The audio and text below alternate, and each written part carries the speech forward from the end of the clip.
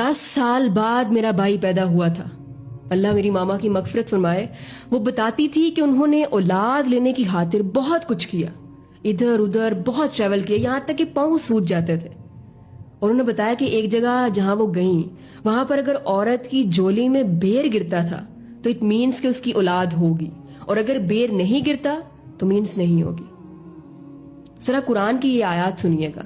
اللہ قرآن میں سورہ شورى آیت نمبر 49 میں فرماتا ہے یَهَبُ لِمَن يَشَاءُ إِنَاثًا وَيَهَبُ لِمَن يَشَاءُ الذُّكُورَ, جسے چاہتا ہے لڑکیاں دیتا ہے, جسے چاہتا ہے لڑکے دیتا ہے. اور اگلی آیت میں فرمایا کہ جسے چاہتا ہے لڑکے اور لڑکیاں ملا جلا کر دیتا ہے.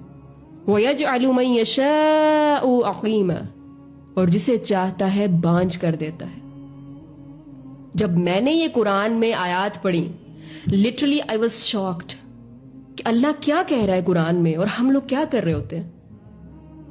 تو دینا صرف اللہ کے اختیار میں ہے. اسی نے حضرت زکریا علیہ السلام کو, حضرت ابراہیم علیہ السلام کو بڑھاپے میں اولاد دی. اسی نے حضرت عیسیٰ علیہ السلام کو بن باپ کے پیدا کیا. تو کیا وہ رب آپ کو دینے پر قادر نہیں ہے؟ خدا را صرف اسی سے مانگے.